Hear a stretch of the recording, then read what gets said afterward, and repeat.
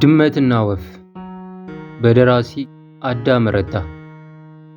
የደረቀ የኑግ አበባ የመሰለ ግራጫ ጭንቅላት ከትከሻው ላይ ተመዞ ወጥቷል። አንገተ መልካም ነው። ግድግዳውን ሊያክል ትንሽ የቀረው ቁም ሳጥኑ ላይ ከተለጠፈው መስታወት ፊት ለፊት ራቁቱን ቆሞ ሻካራ ቆዳው እንዳበሰና ገረዱን ጠራት። መኝታ ክፍል ውስጥ እንደገባች አፏን ያዘች። መልአኩን ራቁቱን አይታው እንደማታውቅ ሁሉ በወሲብ ሜሮን ተጠምቀው በለሰለሱ አይኖቹ እያያት የሚወደውን ቁርስ እንድታዘጋጅለት አዘዛት። ከጥቂት ጊዜ በኋላ በውድ የክት ልብሱ ተጠቅሎ ክራቫቱን አስሮ የተዘጋጀለትን ሊቆርስ ተቀመጠ። ማርጋሪንና ማርማራታ፣ እንቁላል ፍርፍርና የማይቀረው ካፌ ላቴ። የተመሰጠ ፊቱም የበራ መሰለ። የተሰማውን ከፍ አድርጎ ተናገረ። ቀኑ ደስ ይላል። አዎ። ራይል ምኑሽ ደስ ያለሽ አትመሲም። አይ የፀጉሯ ጉንጉኖች ሰንሰለት መስለው በተለያየ አቅጣጫ ጀርባዋ ላይ እንደ ጅራፎች ሆነዋል። ጥቁር አይኖቿ ቅንድቦቿ ስር የጸዳ ኩሬ ውስጥ እንደሰጠሙ ዕንቁዎች ያበራሉ። ለጋ ጡቶቿ አፋቸውን የደፉ ሲኒዎች የሚጋልብ ትንፋሿን ተከትለው ይነቃነቃሉ። ጋሼ አንድ ነገር እንድጠይቅ ትፈቅድልኛለህ? አዎ። እንዴታ? ለሙሉ ቀን ፍቃድ እፈልግ ነበር። አይኖቿ ውስጥ ፍርሃት ይነበባል። ዛሬ እሑድ?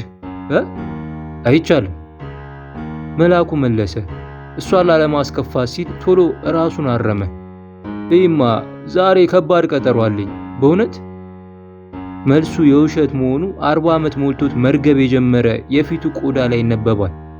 በሹካው የማይታዩ ፊደላት ሳህኑ ላይ ጫጫርና ወደ ቆመችበት ተነስቶ ሄደ። ቀጭን ቁመኗን አቅፎ በሰፊ መዳፉ ጀርባዋንና አንገቷን ዳበሳት። አይኗ ውስጥ ለጥቂት ጊዜ አተኩሮ አይቶ ወደ መሬት ተመለከተ። እግሩ ስር አንድ ድመት በብጣቂ ነጭ ወረቀት ይጫወታል። ሁለቱም እንደሚያዩት ያወቀ አይነት ወረቀቱን ማጥቃት አቁሞ እነሱን ቀና ብሎ መከታተል ጀመረ። እያታለልኩሽ አይደለም፣ ለምን እንደምወድሽ ታውቂያለሽ። ግን የት ለመሄድ ነው የምትፈልጊው? ድምፁ ውስጥ ቆጣ ያለ ግራጫ ቀለም ያለው ቅናት ይደመጣል። ስልጡን ነኝ ስለሚል ቅናት እንዳይመስልበት ይለፋል። ልዩ ቦታ አልሄድም፣ አክስቴን ለመጠየቅ ነው። ትናንት ሌሊት መጥፎ ህልም አየው። ደግሞ ካየኋት ወሬ ያልፈኛል። ራይል ይገባኛል፣ አክስትሽ እንደምትወጃት ይገባኛል። ዛሬ ግን እኔ አንድ የምፈጽመው ጉዳይ አለኝ። ባለፈው ሳምንት ከሚመለከተው ሰው ጋር ለዛሬ እንድንገናኝ ተቀጣጥረን። ሁለቱም ግን ይገባቸዋል። የሚሄድበት ልዩ ቦታ የሚፈጽመውም አስቸኳይ ጉዳይ የለም። ብዙ ጊዜ ለራሱ እንዲህ ይላል፣ ይህች አይነቷን ቆንጆ ወፍ ከጎጆዋ ለቆ እንድትበር መፍቀድ በመንደር ጭልፊት እንድትመታ ማድረግ ካልሆነ በቀር ሌላ የሚፈይደው ነገር የለም። ነጋ ጠባ እያባበለና እያጫወተ እየዳበሰና እየኮረኮረ እየሳመና እየላሰ እንደ ሞቀ ሰም ትሙክ የሚለው ልቧ ላይ ይህን ነገር ቀርጿል። ይህቺ ጉብል የኔ ንብረት ናት። ስለዚህ ባለቤቱ በፈለገው አይነት መንገድ ሊጠቀምባት መብቱ ነው። ወደዚህ ንብረት ወሰን አልፎ መጠጋት የባለቤትነት መብቴን መቀናቀን ነው። የጉብሏ ዋና አስተዳዳሪ መልአኩ። ፊርማ የግል ማህተም። ከዚህ አሮጌ ምሰሶ ጋር ራይልን ጥንት ከአገር ቤት ስመጣ ጣይቱ የምትባለውን ያጣመዳት ኑሮ ከጥንት የመጣ የሴት አማኝነት ሳይሆን አይቀርም። በስጋም በመንፈስም ከሱ መዳፍ ስር ለማምለጥ ብትሞክርም አስገራሚ በሆነ መልክ ወደሚፈልገው ግንኙነት ተመልሳ ትመጣለች። ወደ ማዕድ ቤቱ፣ ወደ አልጋው። ራይል የሩቅ ገጠር ስደተኛ ናት። ከ2 ዓመታት በፊት አክስቷ መልአኩ ቤት ተቀጥራ እንድትሰራ መጣቻት። ለራይል ያኔ ጣይቱ የትዕዛዛትና የምክር ሰልፍ ደርድራላት ነበር። ስሚኝ ልጄ፣ ወንደላጤ ቤት ውስጥ ነው ያለሽው። ወንደላጤ ታውቂያለሽ? ያላገባ ማለት ነው።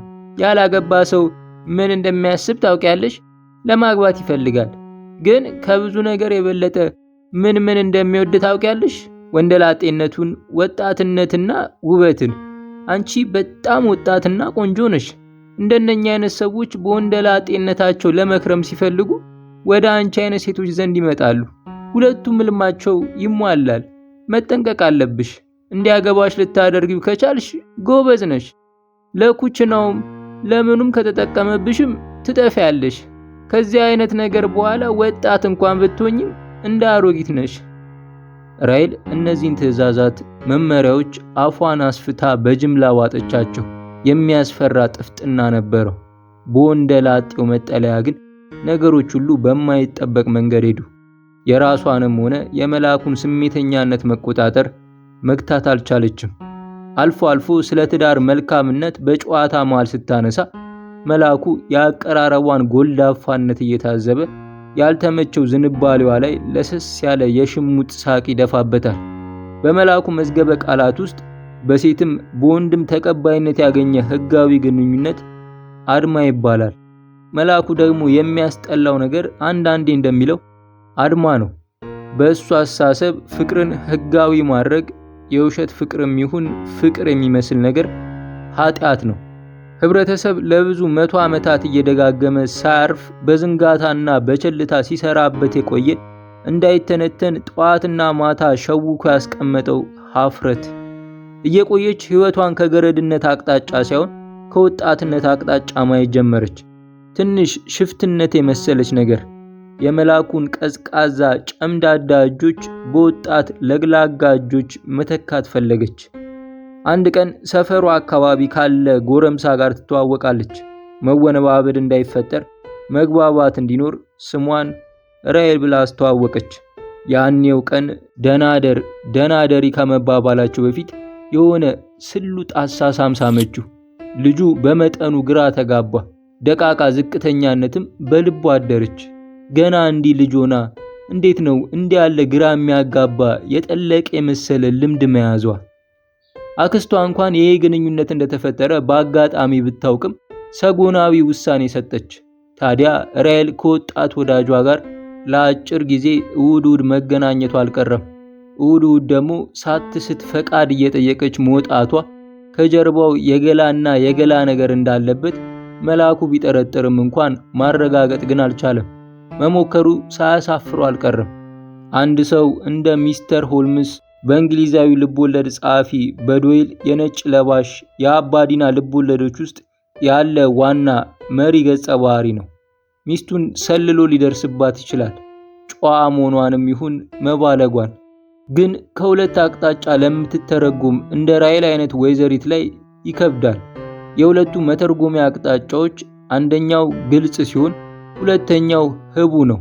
ግልጹ አንደኛው ሽማግሌ አፋርታምና ከራሔል ጋር የተለየ ግንኙነት የሌለው ሲሆን ሁለተኛው ግን ህቡ ወዳጅ ፈሪና እውነተኛ ነው። ራሔል ዛሬ አትችይም፣ በሚቀጥለው ሳምንት ምናልባት። እሺ እባክህ ጋሼ ጭንቅላቱን ወደ ደረቷ ስባ ግንባሩ ላይ ሳመችው። ያለቀ የተጠጣ ብልጠት። አልመለሰላትም። ልብሱን ለባብሶ ወደ ሳሎን ገባና ከተዘጋጀለት የሚያምር ቁርስ ጉንጭ ሙሉ የቀዘቀዘ ቡና በወተት በባዶ ሆዱ ጠጣ። መወሰን እንደከበደው ሁሉ በክፍሉ ውስጥ ሲመላለስ ቆይቶ ምን እንደማስብ ታውቂያለሽ? ይገባኛል ጋሼ። አንድ ሰው ወዳጅ ውሽማ ቢጤ እንዳለሽ ነግሮኛል። ቦታው ስሙ ጠፋኝ። ድምፁ ውስጥ ማንም እንዳልነገረው የምትጠቁም ቅላጼ ትሰማለች። ቦታው ነው የጠፋው፣ ስሙ። ይህ ሁሉ ቃልና አውቃለሁ ባይነት ራሱ የፈበረከው ነው። በእድሜ በሰለ ርዕዮተ ዓለሙን ተጠቅሞ ወጣት ልቧን ከተደበቀችበት አባብሎ የሚያወጣበት ስልቱ ናት። አይደለም እሷን እየታከከ አልፏት፣ አስተታከኩ ግን ስልት አለው። ትንሽ ሊያነዝራት አይነት ቀስታ። ወደ ሳሎን መስኮት ተጠጋ። አለመስማማቷን ስትቀባጥር ስትቃሽ፣ ቢያረጅም የጆሮ ህመም ቢኖርበትም ከእውነተኛ ልብ ስር ያልተፈለፈሉ ሊባል የተፈለገውን የማይገልጹ እንደውም የሚቃወሙ የድምፅ መዋቅሮችን ለይቶ መስማት ይችላል። ደግሞ ብዙ ጊዜ የወጣቶች የድምፅ ስርዓት ደደብ ነው። ራሱን ያጋልጣል፣ ራሱን ይሸውዳል። ድምጿ ውስጥም ስትሳሳት ራሷን ስትክድ ሰማት። በዚህ ሁኔታ አሁን በተከሰተለት እሷን ያጠመደበት ጎጆ ጠንካራነቷን ተጠራጠረ። የተጠቃ ፊት ይዞ የተበደለ አቋቋም ቆሞ የአትክልት ቦታውን ውበት ማርነቅ ጀመረ። በቤቱ ያመጣቸው ማንኛውም ዘመናዊ የተባለች ሴት ይህን የአበባ ቦታ አድንቀዋለች። ከዚች ገጠሬ እሱ እንደሚለው ራሔል ተብላ የተሰየመች ነፍሷ ግን ገና ከጣይቱነቷ ነፃ ያልወጣች እሱ እንደሚለው በስተቀር ጓደኞቹ ካሉ በነባር ስሟ በጣይቱ ይጠራታል። በዚህም በባለቤትነቱና በቀጣሪነቱ ከእሷ የተነጠለ በመምሰል ክብር ይገዛል።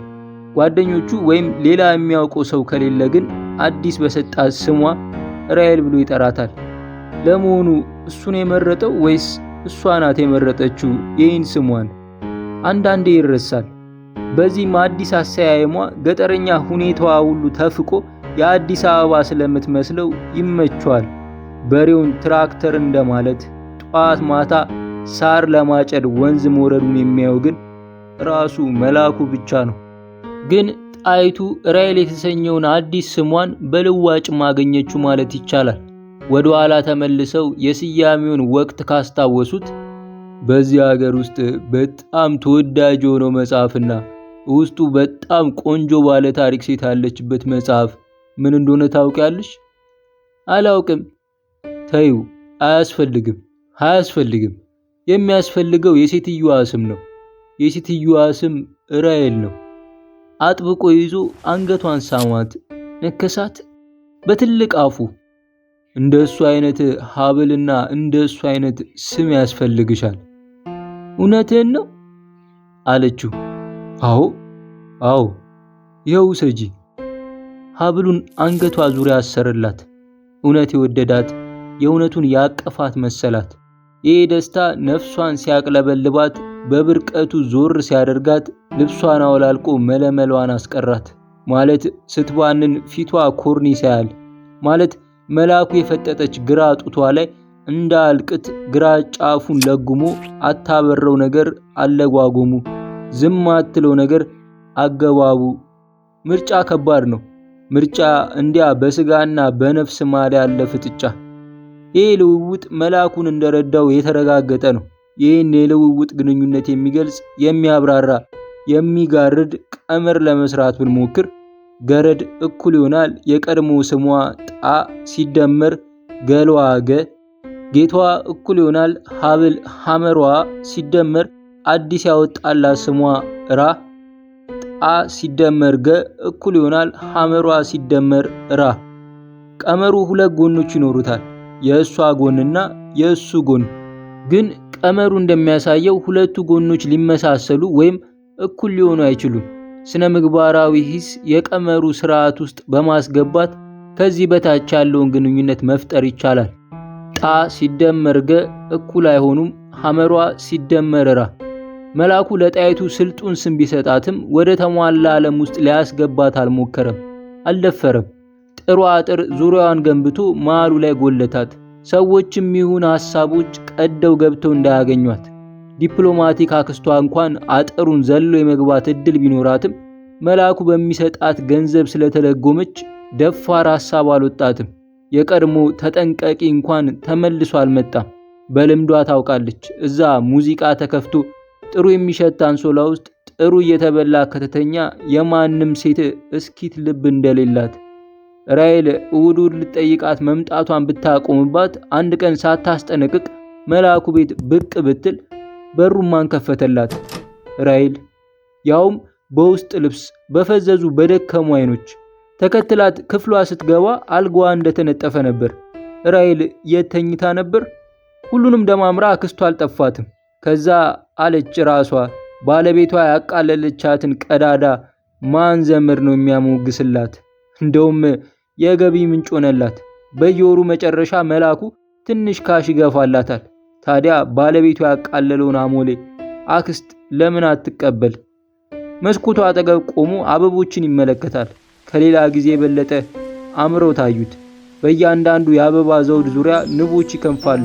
እንቡጦች እንደ ድንግል ልጃገረዶች በነፋስ ውስጥ ይደንሳሉ።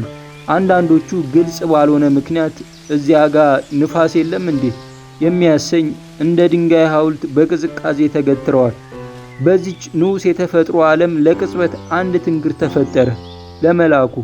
ለተፈጥሮ ግን ጤነኛ የሆነ በጣም ትንሽ መዳፍ መሃል መቀመጥ የምትችል ውብ የሆነች ወፍ ከግራ አቅጣጫ እየበረረች መጥታ አንድ የአበባ ግንድ ላይ አረፈች። ሁለት ጨረቃዎች ሰማይ ላይ ከመውጣታቸው ጋር የሚተካከል እንግዳ የሆነ ግን የሚያምር ድምፅ አሰማች። ወደ መሬት ወርዳ አንዳንድ ነገር መለቃቀም ጀመረች። እንግዳ ድምጾች። ላባዋ ጥቁርና ነጭ ነው፣ የተመጣጠነ የትኛውም ቀለም የትኛውንም አይወጥም። 1 ሜትር ያህል የሚረዝም ነጭና ጥቁር ቀለም ያለው ባለ ግርማ ጅራት አላት። መልአኩ በደስታና በተመስጦ ሲያያት ቆየ። ያደንቃቸው የነበሩ እነዛ አበቦች ሁሉ ተራ መሰሉት። ጣይቱን ጠርቶ ወፏን እንድታያት ሊጋብዛት ፈለገ። ግን ድምፁ ወፏን የሚረብሻት ስለመሰለው ሐሳቡን ተወ። ወፏ በራ ከምትጠፋ ፈዞ በሚያይበት ጊዜ ጭንቅላቱ ውስጥ ትልቅ ጥቁር ስንጥቅ ተፈጠረ። ለሰከንዶች ያህል ታይቶት የተደፈነ የአትክልቱ ቦታ በላባዎች ተሞላ፣ በጥቁርና በነጭ አየር ላይ በሚሳፈፉ ወደ መሬት በቸልታ በሚወድቁ። እቤት ውስጥ የነበረው ድመት ወፏን በአፉ ይዞ በአጥር ሾልኮ ጠፋ።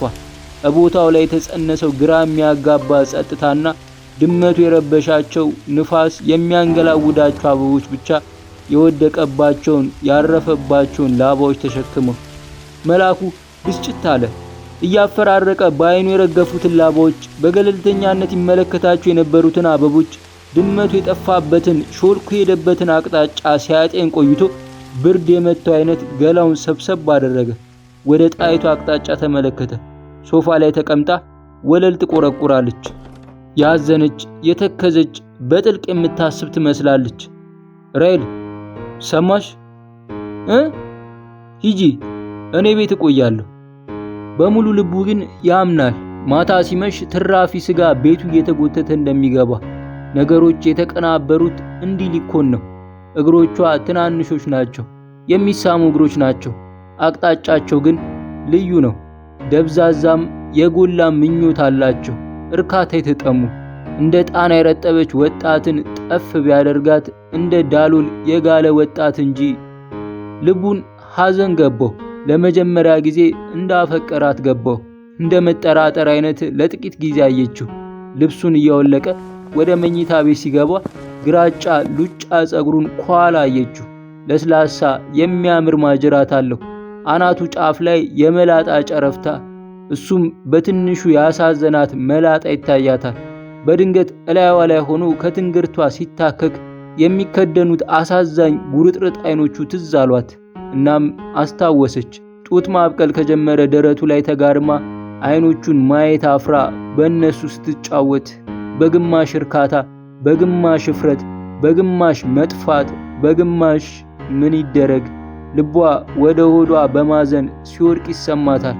እንዲህ ከኋላው ስታየው ሸፈፍ ብሎ በተስፋ መቁረጥ ወለሉን በጫማው እያበሰ ሲያልፏት፣ ኮቱንም ሲያልፍ ወንበር መደገፊያ ላይ እንዴት ረጋ ሰራሽ አመቻችቶ እንዳስቀመጠው እንደተረበሸ ላለማሳየት ልፋቱ። መልካም ነጫጭ ጥርሶችም አሉት። ማታ አንዳንዴ ማታ የሆነ ነገር ያስደስተውና ሙሉ ጠርሙስ ብራንዲ ይዞ ይመጣል። በካናቴራ ተቀምጦ እሷም በውስጥ ልብስ ከምሽት እስከ እኩለ ሌሊት እየጠጡ ቦርጩን ሳያፍራን ዘርፎ ሲስቅ ደግሞ ሲያምር ቤቱ ጸጥታ ሆነባት እና ያቺ የሚወዳት ዘፈን ማን እንደሆነች አታውቅም። ገረድ ወይ ሚስት ልቧ ውስጥ ታውቃለች ጤነኛ ሴት እንደሆነች። ምን አለበት ጎረምሶች አንድ ቀን ቢቀርባችሁ። መልአኩ ብላ ተጣራች። የመለሰላት አልነበረ።